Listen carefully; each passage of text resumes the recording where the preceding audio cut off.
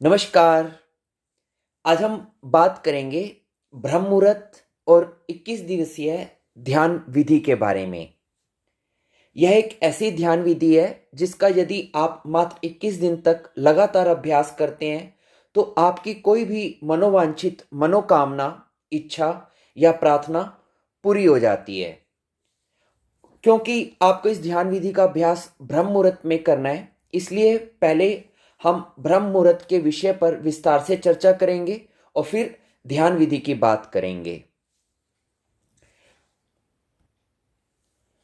ब्रह्म मुहूर्त प्रातःकाल के उस विशेष 1 घंटा 36 मिनट के समय को कहते हैं जो सुबह 4:24 से लेकर 6 बजे तक रहता है। लेकिन इस विषय में कुछ और भी मान्यताएं हैं। अगर हम प्राचीन ग्रंथों का अध्ययन करें तो उनके अनुसार रात्रि को 4 कालों में विभाजित किया गया है, जिसमें पहला काल है रुद्रकाल। रुद्रकाल शाम 6 बजे से लेकर रात्रि 9 बजे तक प्रभावी रहता है। उसके बाद दूसरा काल है राक्षस काल। राक्षस काल रात्रि 9 बजे से लेकर 12 बजे तक प्रभावी रहता है। फिर उसके बाद है तीसरा काल गंधर्व काल। गंधर्व काल रात्रि 12 बजे से लेकर 3 बजे तक प्रभावी रहता है। और फिर चौथा काल यानी कि अंतिम जो प्रहर है वो है मनोहर काल। मनोहर काल सुबह 3 बजे से लेकर 6 बजे तक प्रभावी रहता है।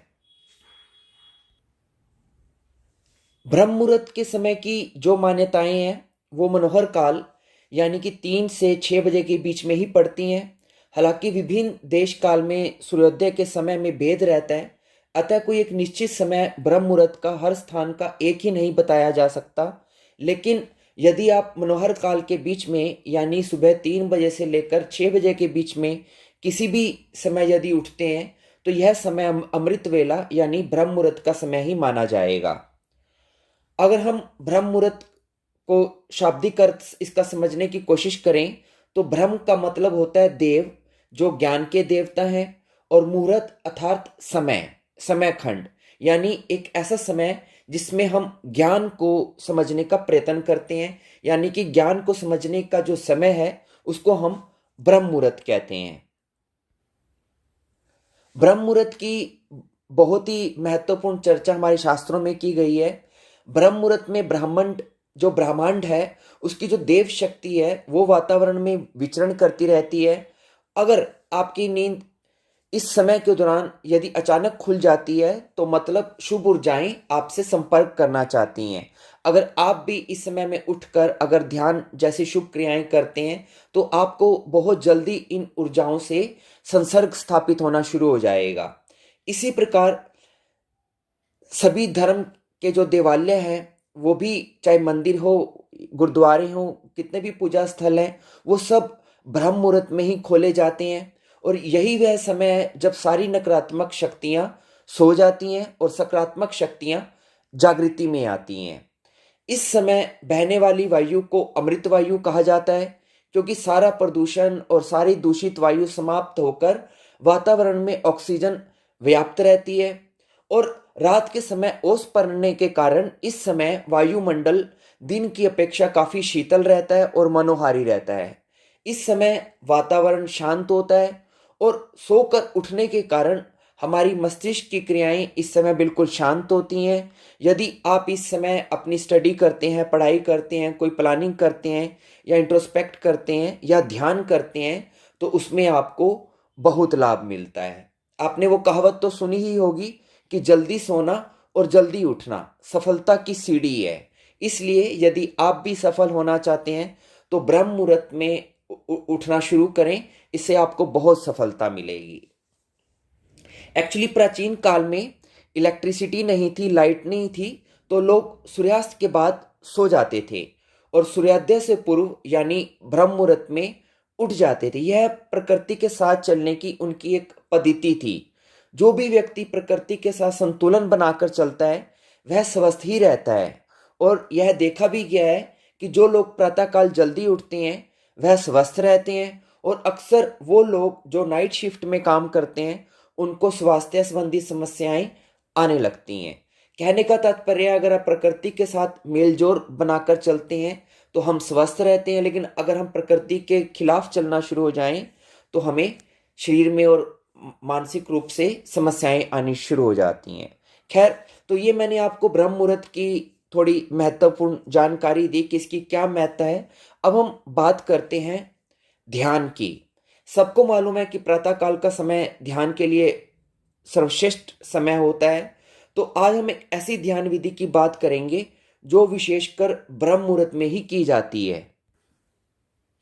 यदि आप इस विधि को निरंतर 21 दिन तक केवल 10 मिनट की अवधि तक हर रोज इसका अभ्यास करते हैं तो इन 21 दिनों के भीतर भीतर ही आपको इस विधि का रिजल्ट मिल जाएगा। यह विधि विशेष रूप से आपकी कोई इच्छा, कोई मनोकामना अथवा आपकी कोई प्रार्थना जिसको आप पूरा करना चाहते हैं उसके संदर्भ में है। इससे पहले कि हम इस विधि पे पूरी बात करें, थोड़ी सावधानी रखनी है। जो लोग जिनको हृदय से संबंधित कोई कष्ट है, हृदय से संबंधित कोई बीमारी है, या जिनको रक्तचाप की समस्या, ब्लड प्रेशर की समस्या रहती है, वो इस विधि को ना करें। इसलिए क्योंकि इस विधि के अंदर हमें सांस को रोक कर रखना पड़ता है। तो ये कारण है कि हृदय रोगी और रक्तचाप के मरीज इस विधि को ना करें। अब कैसे इसको करना है? यह एक बहुत ही चमत्कारिक विधि है और बहुत जल्दी अपना रिजल्ट देती है, जिसका कारण है कि इस विधि में हम अपना ध्यान अपने आज्ञा चक्र पर स्थित रखते हैं। और आज्ञा चक्र हमारा एक ऐसा चक्र है जो हमारे संकल्प का स्थान है और हमारी विजुअलाइजेशन का स्थान है और हमारी क्रिएटिविटी का स्थान है। अगर हम इस चक्र पर केंद्रित होकर कोई प्रार्थना करते हैं, कोई संकल्प को दोहराते हैं, तो वो संकल्प या वो प्रार्थना बहुत जल्द पूरी हो जाती है, क्योंकि इस चक्र का कार्य क्षेत्र ही यही है। इसे हम संकल्प चक्र भी बोलते हैं इसीलिए, क्योंकि इस चक्र पर ध्यान लगाने से हमारे संकल्प पूरे होते हैं। अगर हम कोई आज्ञा करें तो वो आज्ञा पूरी हो जाती है। तो कैसे आपने इस विधि को करना है? सबसे पहले आप अपनी कोई एक मनोकामना, अगर आपकी कोई ऐसी इच्छा है जिसे आप पूरा करना चाहते हैं, अगर आपकी कोई इच्छा ना हो, कोई आपकी जरूरत भी हो सकती है। उदाहरण के लिए आपने बहुत कठिन श्रम करके, बहुत लंबी स्टडी करके आप इस मुकाम पर आ चुके हैं अपने जीवन में कि अब आपकी एक अच्छी सी जॉब लगनी चाहिए, आपकी नौकरी लगनी चाहिए, सरकारी नौकरी आपकी होनी चाहिए, लेकिन आप स्ट्रगल कर रहे हैं और आपको नौकरी नहीं मिल पा रही है। या कोई भी ऐसी अगर आपकी इच्छा है जो आप पूरा करना चाहते हैं, तो आपने ऐसी एक इच्छा अपनी एक छांट लेनी है, उसको एक डिसाइड कर लेना है कि मेरी ये इच्छा है, मेरी ये मनोकामना है, ये पूरी होनी चाहिए। तो फिर उस 21 दिन तक आप उसी इच्छा की पूर्ति के लिए ही इस ध्यान विधि का अभ्यास करेंगे। तो सबसे पहले आप अपनी एक इच्छा डिसाइड कर लें, अपनी एक मनोकामना डिसाइड कर लें। जब आपकी वो इच्छा डिसाइड हो जाए तो आपको क्या करना है? अर्ली मॉर्निंग यानी किसी ब्रह्म मुहूर्त के समय आप उठेंगे और उठने के बाद फ्रेश होकर नहा धो लें तो अच्छी बात है, नहीं तो खाली अगर मुंह हाथ भी अच्छी तरह से धो लेंगे तो भी चलेगा। और फिर उसके बाद आप अपने घर के मंदिर में, पूजा स्थल में या अपने ध्यान कक्ष में आप ध्यानस्थ होकर बैठ जाएं। और ऐसी जगह बैठें जहां से बाहर से प्राणवायु भी आपके कमरे में भीतर प्रवेश करती हो। इसीलिए इस विधि को हम प्रातःकाल और ब्रह्म मुहूर्त में करते हैं, क्योंकि इस समय आपको प्राणवायु की जरूरत रहेगी। तो ऐसे स्थल पर बैठना है जहां पर खुली हवा आपको अपने रूम में आती रहे। और जब आप ध्यानस्थ होकर बैठ जाएं, कमर सीधी करके, गर्दन सीधी करके, दोनों हाथों को घुटनों पे रख के बैठ जाएं, आइज को बंद कर लें और पहले 2-3 मिनट अपने आप को शांत करें, स्थिर करें। जब आपका मन शांत हो जाए, स्थिर शरीर स्थिर हो जाए, श्वास सामान्य हो जाए, फिर आपने क्या करना है? सबसे पहले आप अपना ध्यान अपने आज्ञा चक्र पर लेकर आएंगे। आज्ञा चक्र यानी कि दोनों भुवों के बीच में जहां पर हम तिलक लगाते हैं या स्त्रियां बिंदी लगाती हैं, उस स्थान पर आप अपने अवधारणा को, अपने अटेंशन को लेकर आएंगे और वहीं पर पूरा समय आप अपना ध्यान बना के रखेंगे। आपने इसी जगह पर लगातार अपने मानसिक नेत्रों से इस स्थान को महसूस करते रहना है। और जब आप अपने मानसिक नेत्रों से इस स्थान को महसूस करते रहेंगे, अपना ध्यान यहाँ पर बनाए रखेंगे, फिर आप एक लंबी गहरी सांस भरेंगे और लंबी गहरी सांस भरकर उसको अंदर रोक लेंगे। और जब आप अपनी सांस को अंदर भरकर रोक लेंगे और उस दौरान आपका ध्यान भी आज्ञा चक्र पर टिका रहेगा, उस समय आप अपने इष्ट देवी देवता या गुरु का चित्र अपने आज्ञा चक्र चक्र पर देखेंगे। और अपने इष्ट देवी देवता या गुरु का चित्र अपने आज्ञा चक्र पर देखते हुए और सांस को अंदर रोक कर रखते हुए आप प्रार्थना या संकल्प करेंगे या अपनी इच्छा को दोहराएंगे। जो भी आपकी इच्छा है, एक लाइन में आपने उसको दोहराना है कि है गुरुदेव या है मेरे परमात्मा, जिनको भी आप मानते हैं, उनके आगे आप प्रार्थना करेंगे कि मेरी ये इच्छा पूरी हो। और तब तक आप उस इच्छा को दोहराते रहेंगे जब तक आपके अंदर उस सांस को अंदर रोक के रखने की क्षमता है। वो सांस आप 10 सेकंड भी अंदर रोक सकते हैं, 20 सेकंड भी रोक सकते हैं, 30 सेकंड भी रोक सकते हैं। जितना मैक्सिमम टाइम बिना कष्ट के आप सांस को अंदर रोक सकते हैं, उतनी देर रोक कर रखेंगे। और उतनी देर तक सांस को अंदर रोके रखेंगे, ध्यान आज्ञा चक्र पर बनाए रखेंगे और अपने मन की आंखों से अपने इष्ट देवी देवता या गुरु का स्मरण करते रहेंगे और बार बार अपनी इच्छा को रिपीट करते रहेंगे तब तक जब तक आपकी सांस अंदर रुकी हुई है। जब आपको लगे कि इससे ज्यादा आप अपने सांस को अंदर नहीं रोक सकते हैं, तो फिर धीरे से मुंह से सांस को बाहर निकाल देंगे। याद रखें, सांस को भरेंगे आप नाक से और जब छोड़ना होगा तो अपने माउथ से, अपने मुंह से सांस को बाहर छोड़ देंगे। ये एक चक्र हुआ।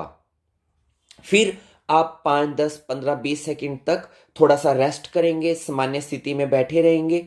फिर उसके बाद दूसरा चक्र शुरू करेंगे, यानी कि फिर से एक लंबी गहरी सांस भरेंगे, सांस को अंदर रोकेंगे, अपने ध्यान को आज्ञा चक्र पर टिकाएंगे, अपने मन में इष्ट देवी देवता अथवा अपने गुरु का चित्र निहारेंगे और इन सभी चीजों के साथ फिर अपनी प्रार्थना को फिर से रिपीट करेंगे, अपने संकल्प को, अपनी इच्छा को फिर से दोहराएंगे और तब तक दोहराते रहेंगे जितनी देर आपकी सांस अंदर रुकी रहेगी। और जब आपको लगे इससे ज्यादा आप सांस नहीं रोक सकते हैं, 30 सेकंड 40 सेकंड से ज्यादा, तो मुंह से सांस को बाहर निकाल देंगे और फिर कुछ सेकंड रेस्ट करेंगे। ये 2 चक्र हो गए। ऐसे आपको लगातार बीच में रुक रुक कर कुछ सेकंड रेस्ट करते करते अपनी इस इच्छा को बार बार आपको दोहराना है और लगभग 10 मिनट तक आप ऐसा 21 दिन तक हर रोज करेंगे। ये पूरी विधि है। एक्चुअली होगा क्या, इस विधि की साइंस क्या है कि जब आप इस प्रकार, पहली तो बात, जो हमारा आज्ञा चक्र, जैसे मैंने आपको पहले भी बताया, यह हमारा संकल्प का स्थान है, यह हमारे विजुअलाइजेशन का स्थान है, यह हमारा आज्ञा का स्थान है, ऑर्डर का स्थान है।